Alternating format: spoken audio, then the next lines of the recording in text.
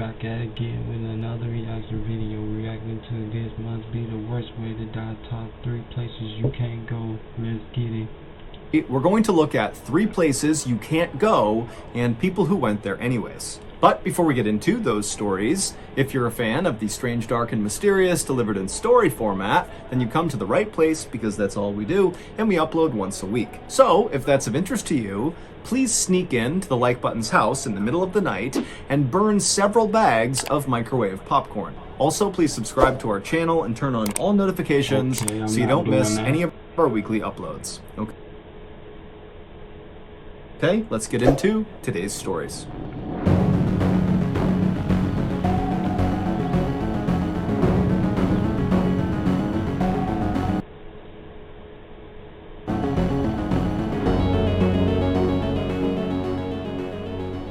On February 15th, 2004, 2 police officers drove down a quiet street in a little English village called Murroe, and they pulled over in front of this little brick bungalow.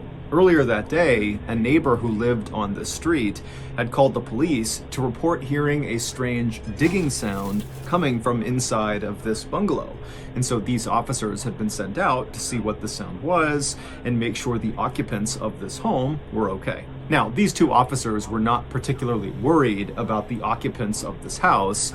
They assumed that some wild animal must have snuck in while the owners were away, and that was all this was. But, as they would quickly learn, that was not the case. After climbing out of their car, the 2 officers just stopped and listened for a second to see if they could hear this digging sound, but the bungalow was quiet, the street was quiet, and so the 2 officers shut their car doors and made their way up to the front porch of this bungalow and knocked on the front door.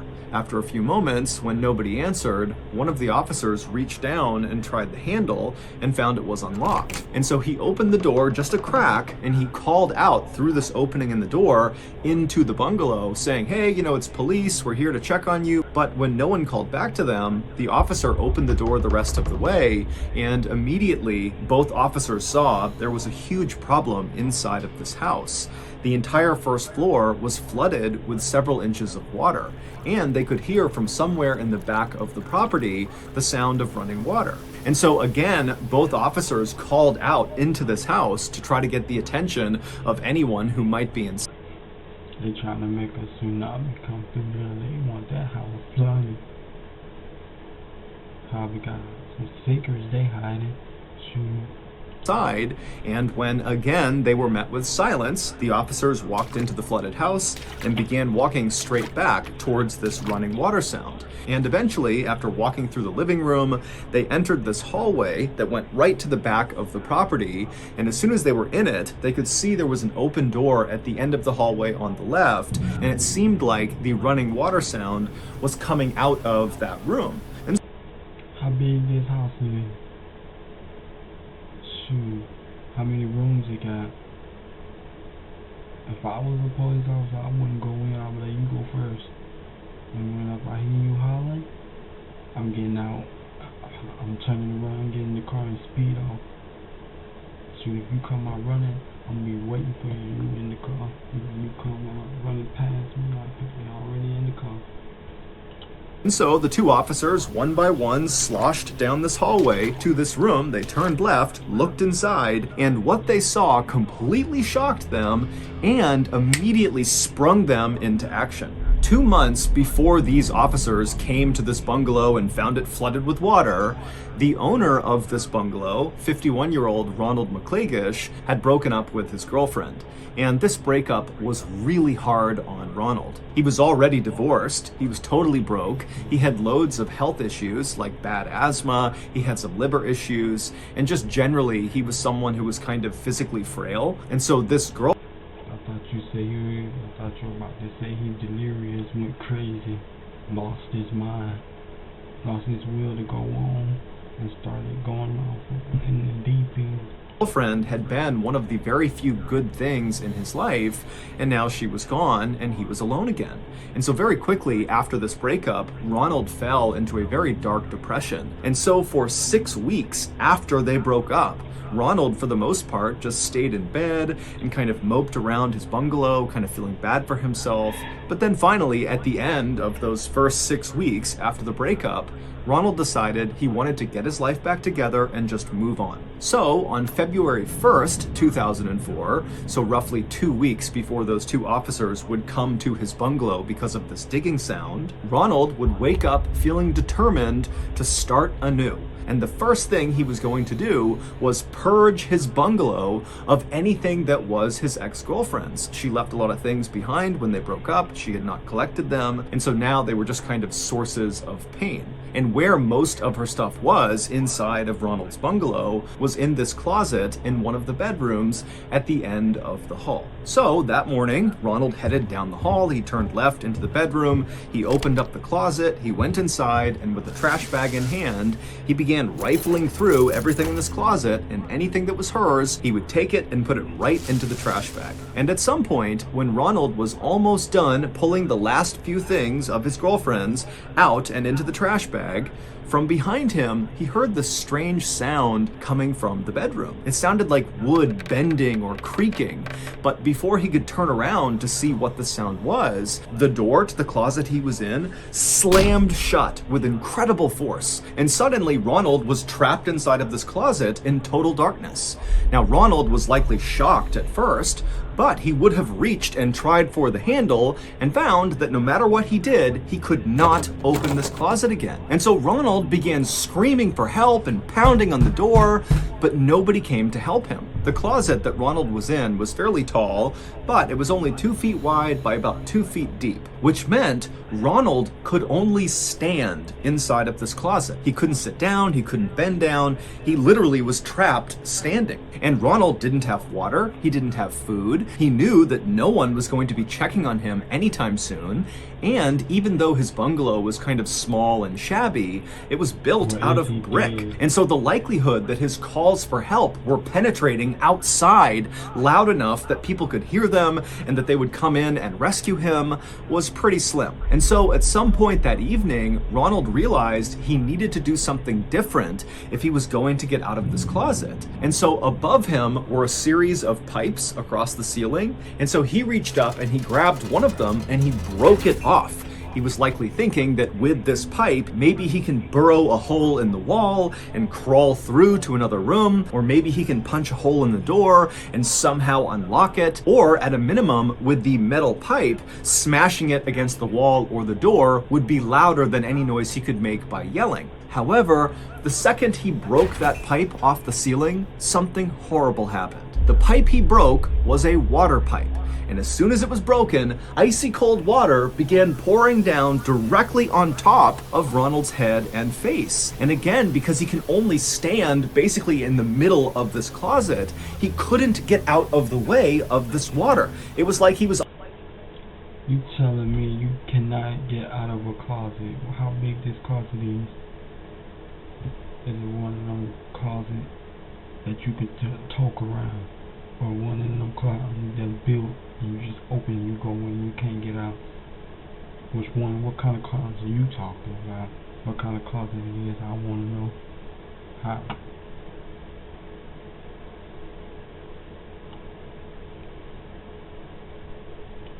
Under a waterfall and couldn't go anywhere. And so he likely tried to ignore the water and tried to use the pipe and screamed and do anything he could to get someone to know he was in here, but no one could hear him. And so it was like he was being tortured with this freezing water, and he's in this tight claustrophobic space. It's total darkness and he's totally panicking. And for days and days, that would be Ronald's nightmarish reality. But despite how terrible his circumstances were, Ronald continued to use that pipe to both smash the walls to make loud sounds. He also began burrowing into the walls, trying to make a hole. But Ronald was getting weaker and weaker. He became very sick. And also, because the water was constantly hitting his head and face, his skin got so saturated that literally his skin started falling off. It basically opened up into these sores and began to sag, and the water just began brushing his skin off. And so finally, after about a week of being trapped in this closet in these terrible conditions, Ronald realized help was not going to come in time,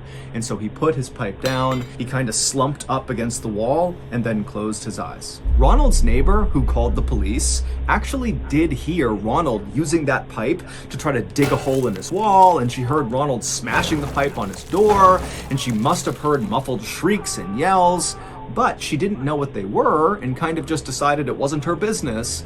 But when Ronald's house went from all these strange sounds to silence, that was when she called the police and said, "Hey, I had heard some digging sounds coming from the bungalow, and now I don't." And so when those two police officers arrived at Ronald's bungalow, they went inside, they went down the hallway, they went into the bedroom where Ronald had gone, and they saw this huge wardrobe, which is a big wooden piece of furniture, toppled over right in front of the closet. And at the bottom of the closet, they saw two human feet protruding from underneath that little space at the bottom of the closet. Those feet belonged to Ronald. He had managed to force his feet underneath the closet, but of course, he could not have fit underneath the closet door. And so the two police officers rushed over, and together they barely were able to get this wardrobe off of the closet door. And when they opened the door up, Ronald was in there. He was deceased. His body was still in a standing position, kind of rigid and propped up against the wall, and freezing water was still pouring down onto his head. It would turn out no one had intentionally trapped Ronald. Instead, his wardrobe was just unstable, and it happened to topple over at the worst possible moment. Oh. Building your online business? Go to Wix.com and set up your store. I thought Ronald lost his mind for a moment. On Thanksgiving morning in 1900, an 18-year-old named Thomas Pedler told his mother that he was going out for a bit, but he'd be back in time for turkey that afternoon, and then he grabbed his jacket and his coat and he headed out the door. Thomas lived in a very working-class neighborhood in San Francisco, California, where, generally speaking, nothing big really ever happened. It was kind of a place where people just worked, and that was it. But on this day, something huge was happening in Thomas's neighborhood. The big football game between Stanford University and the University of California was taking place at the stadium in Thomas's district, and they were expecting over 20,000 people to cram into this stadium. And so Thomas was not about to miss this incredible spectacle, even though he didn't have enough money to buy a ticket. But he knew he would find a way to watch this game. And so Thomas leaves his house and he runs to the stadium, which was not far from his house, and he waited in front of the front gate where all these people are streaming in to go into the stadium.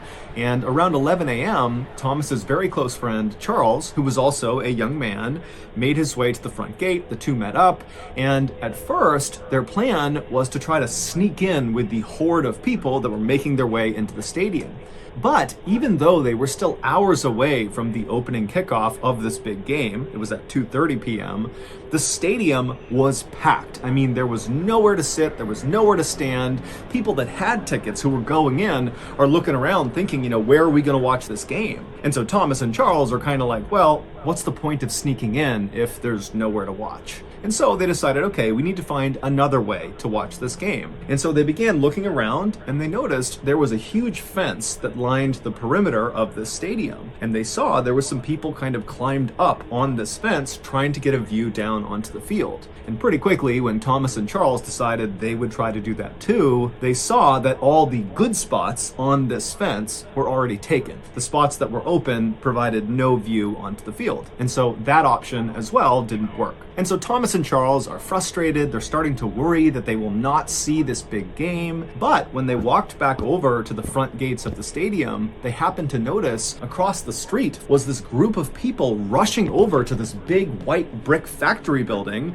and they were literally placing ladders up against the sides of this building and beginning to climb up it. I mean, this is a 5-story building, and they are just basically free climbing the windows and the fire escapes. And Thomas and Charles realized that the top of this factory was flat and provided a perfect view down onto the field. And so all these people, they're trying to get a good seat to watch this game. And so without any hesitation, Thomas and Charles decide they're going to do that too. So they left the stadium, they ran across the street, and they began climbing up the ladders and climbing the windows and the fire escapes until finally they made it onto the roof, 55 feet off the ground. And when they got up there wasn't that many people. And so Thomas and Charles were able to run right over to the front edge of this building and claim a spot with an absolutely perfect view of the game. A couple of hours later, at 2:30 p.m., when the game actually started, the rooftop that Thomas and Charles were on was now completely packed with people. Hundreds of people have climbed up onto this factory. There were some factory workers down below telling people, do not do this, do not climb on top of this factory, it's not safe. But nobody listened to them, and the police either didn't notice this was happening or they didn't care. And so there's all these people that are on this roof, they're all super excited, and the game has begun. It's 2:30, and as soon as the game started, it was like the crowd in the stadium, which could be heard very easily from this rooftop, just kind of erupted, and there were all these bands playing in the stadium. I mean, it was chaos down below, and it really caught on the roof. All these guys, including Thomas and Charles, they're getting amped about this game, they're singing, they're chanting, they're screaming, they're yelling. I mean, it's total chaos. And Thomas and Charles loved it. But about 20 minutes into the game, as Thomas and Charles are enjoying themselves and the crowd is still going wild, a dull cracking sound could be heard coming from one side of this roof. And so Thomas and Charles, they kind of spun around to see where this cracking sound had come from. And when they began looking out across the sea of people, they noticed on the far side of the roof where the sound had kind of come from, they could see people scrambling to get off the roof. But before Thomas and Charles and the other people around them who were watching this happening could figure out what was going on, there was a much louder cracking sound, and suddenly the floor underneath Thomas, Charles, and everybody else collapsed. Damn. Was they dead?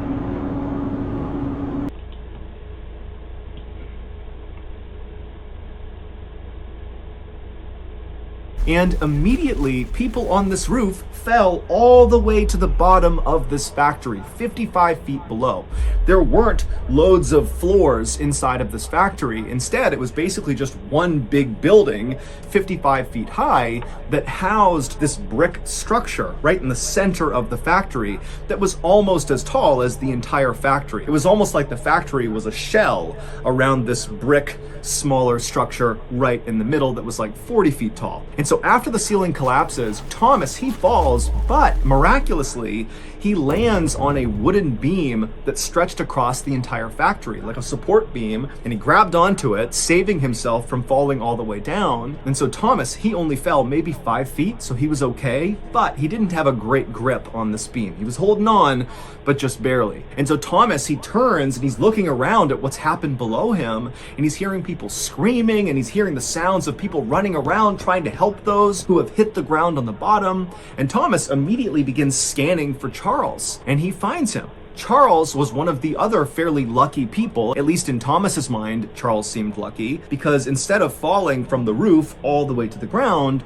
Charles and 15 or 20 other people had fallen right onto that brick structure that kind of made up the main part of this factory. And so Charles had only fallen maybe 10 or 15 feet onto this structure. And so Thomas is thinking, oh, Charles and these other people, they've survived this fall, they're okay. However, the second Charles and the others, who supposedly were saved by landing on this brick structure, the second they hit that brick structure, despite not suffering catastrophic injuries like broken bones and horrible internal injuries, these people on the brick structure began letting out these primal screams, these just horrible, blood-curdling screams, and as they did, these loud popping sounds began coming out of their body, and then their bodies began contorting forward, almost like a bug rolling up onto itself. It would turn out this factory was not a normal factory. This was a glass factory, and in order to make glass, you need to heat sand and some other chemicals up to extraordinarily high temperatures. You need a furnace that can literally burn hotter than lava. And so that brick structure that was housed in the middle of this 5-story tall factory was a glass furnace, and it was on. And so even though the inside of this furnace was the hottest place, it was over 4,000 degrees Fahrenheit, the outside of this furnace, where Charles and the others had landed, believing they were saved from this 55-foot fall to their death, was still extremely hot. So hot that the factory workers couldn't even go near the furnace, even with special equipment on. The way they worked with this furnace was with these long metal pokers. They would work the flames and the glass at a distance. And so the instant that Charles and the others landed on the top of this furnace, they began to light on fire. Those snapping sounds that were coming out of their bodies was the sound of them instantly igniting on fire. And so Thomas and the others who had initially survived this horrible collapse watched as Charles and the others shrieked and shrieked, and their bodies continued to contort, and they continued to burn and smolder. And Charles actually, he would roll up so tightly that his body began to roll down the curved side of this furnace, and at some point his body slipped into a crack in the furnace, and he actually fell into the flames inside, at which point he went silent. Around the time that Charles and the others stopped shrieking, a number of people just out on the road heard the commotion, and they came inside, and one of them was Thomas's father. And in a terrible twist of fate, he actually looked up and saw his son clinging to the beam, Thomas, except it was so hot inside of this factory that Thomas was sweating, he was losing his grip, it was really hard to hold on to this beam, and his father watched as Thomas lost his grip and fell the 10 more feet down onto the furnace exterior. He landed feet first, then he fell onto his stomach and his face. He immediately ignited on fire, began shrieking, and then went silent. All told, 23 people would be killed during this roof collapse, and dozens more would be horribly injured and disfigured. This collapse goes down as one of the very worst disasters in sports history. However, on this day, the crowd inside the stadium was so caught up in the game that they actually didn't notice this horrible tragedy taking place just 100 feet away from where they were. It wasn't until the end of the game, when the winning team's fans carried their players in this kind of spontaneous parade out of the stadium to celebrate, that they walked out onto the street and saw all these burnt up, rolled up corpses of the people who had landed on the furnace. Here's one thing you need to do before you buy anything online. Don't spend another dime on Amazon until you watch this first. What?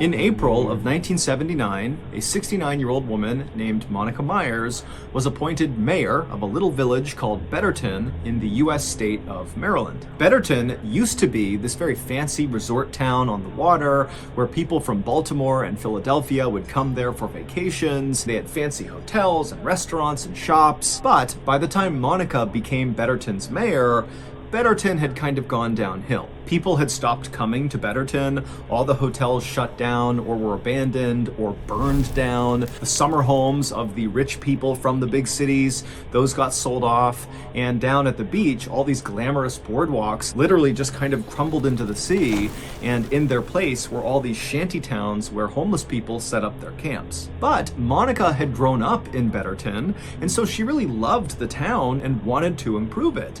And so when she became mayor in 1979, 1989, she really leaned into her new role way more than other mayors would. Instead of managing the village from an office, like most mayors would do, Monica literally went out in town and just began doing lots of jobs around the town for free. She would ride around with the police and literally stop crimes in action. One time, she stumbled across someone looting a vacant hotel, and she personally got out, chased this person down, and made them put everything back that they had taken. She would pick up trash on the beach, she would do random repairs on people's homes and businesses all over town, and sometimes she would just go door to door asking people how they were doing. And so very quickly, the people of Betterton really grew to love Monica, and they loved seeing her every single day just out and about making Betterton a better place. And so on March 20th, 1980, roughly 1 year into Monica's tenure as mayor,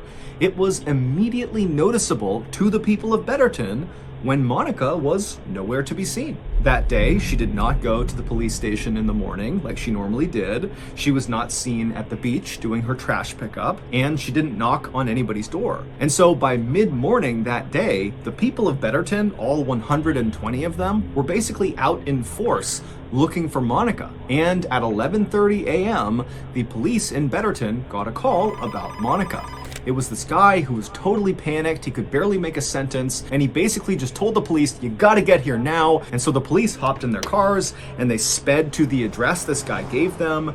And when they got there, they saw it was this very plain, boxy building that was kind of tucked back in the woods. It was far away from the town center, and really nobody ever went over here. And the police, when they parked their cars, they saw the guy who had called the police, the distraught caller, was standing outside of the front door. He was obviously crying, and he was waving for them to come over and follow him into this building. And so the police got out of their cars, they ran over to this guy, and they're asking him, what happened? Where's Monica? What's going on? But this guy was so hysterical, he really could not describe what happened to Monica. He just kept telling them to come on, follow me. And so he led them into this building, and pretty quickly they entered this huge warehouse where all across the ceiling were these big metal catwalk areas that kind of zigged and zagged all over this warehouse, and below them, all over the floor, were these huge industrial-sized 15-foot tall vats that contained something. And so this guy who had led police here, he stops and he just points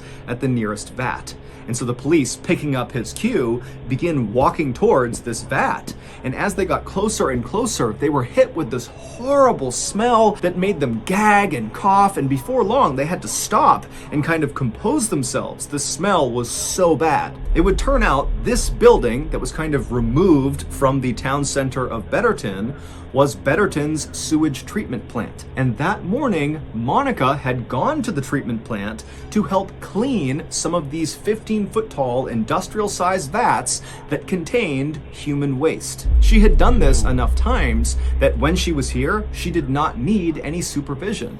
And so that morning, she was alone. She climbed up onto one of the catwalks over one of these big vats, and she had reached down with her testing kit to test the sewage to see how much cleaning it would need. And as she did that, she somehow slipped and fell into the big vat of human waste.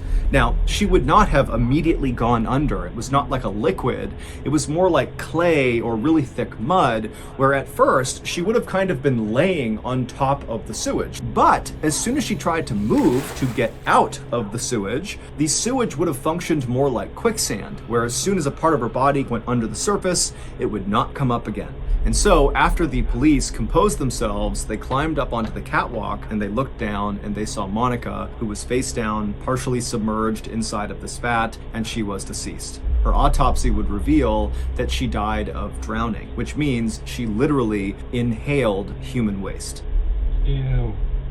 I wouldn't do that. I would try to hold my breath.